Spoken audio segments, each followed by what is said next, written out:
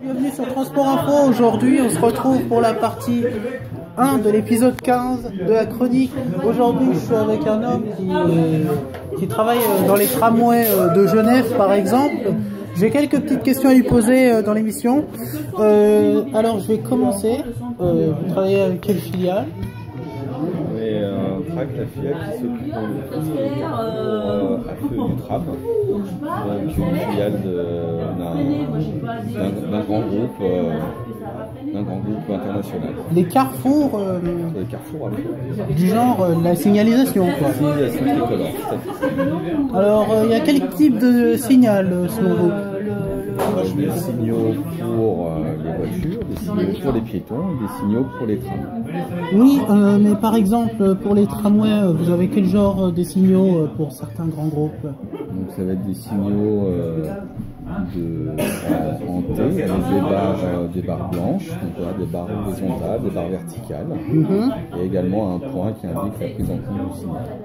Un point qui indique la prise en compte, des barres horizontales et des barres verticales pour ceux qui n'auraient pas entendu. Aussi, vous avez travaillé peut-être sur le tramway de Lyon? Pas du tout, non. Parce qu'ils utilisent le même genre de signal. Alors après, ce sont des signaux qui sont effectivement communs à tous les trams qu'on peut retrouver effectivement un peu partout en France et également en Suisse notamment. Des signaux qu'on peut retrouver partout, également en Suisse et notamment à Genève. Mais peut-être, est-ce que vous avez déjà construit des signaux, mis en route des signaux pour les trams de Genève du genre Dieu Wagby 4/6 ou Tango V1 par exemple? Pas à ma connaissance. Parce que sur la ligne 12 du tramway de Genève qui va de Palette à Moël-et-Sulaz, normalement il y a tous ces types de signaux. Si je Alors je comprends n'ai bien. pas travaillé sur ce tram de Genève même à proprement parler, donc je ne pourrais pas répondre à la question. Pas celui de Genève. Alors, sur lequel à peu près? Ah, c'est mon tout premier tram, donc je ne pourrais pas en dire plus sur les autres trams. Ah, dommage. Niveau expérience et niveau savoir, est-ce que je pourrais travailler avec une seule main par exemple? Sur un tramway? Pour conduire un tramway? Non, pas pour conduire, pour faire les installations, tout ça.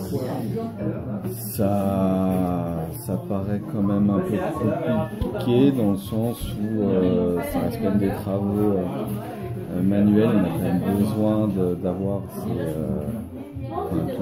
tous ces membres. Je dis pas que c'est pas impossible, mais c'est quand même un peu plus compliqué. Compliqué. Pourtant, parce qu'il y a du transport de matériel. Pourtant, le monde du transport me passionne vraiment beaucoup.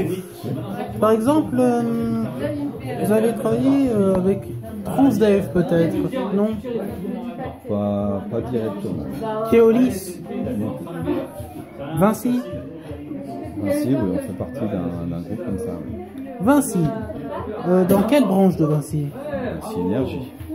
Dans Vinci Énergie, évidemment, au niveau électricité, si je comprends bien. Est-ce que vous avez branché du 735 volts sur les pylônes pour les trams?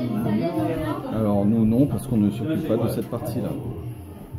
Dommage. Enfin, dans ce cadre de marché-là. Après, le Vinci rayonne un peu partout, enfin, notamment Vinci Énergie rayonne un peu partout sur toute l'électricité, et donc il y a certainement des entreprises qui s'occupent de ce genre de travaux. Bon. Comme vous l'avez entendu, ce monsieur ne s'occupe pas de l'électricité, mais par contre, j'ai une petite dernière question. Quels sont vos clients? Les clients dans le cadre de ces travaux-là, donc ça va être l'agglomération d'Annemasse, oui, qui gère donc voilà toutes les infrastructures du tram pour les futurs utilisateurs, oui, tels que les TPG qui eux géreront le tram à ce niveau-là. Les clients sont donc l'agglomération d'Annemasse et Transport Public Genevois. Si vous n'avez pas bien entendu, merci d'avoir répondu à mes questions. Moi, en tant que passionné, je dis à bientôt pour la deuxième partie de l'épisode qui sera vendredi prochain, le débrief, et à bientôt sur Transport Info.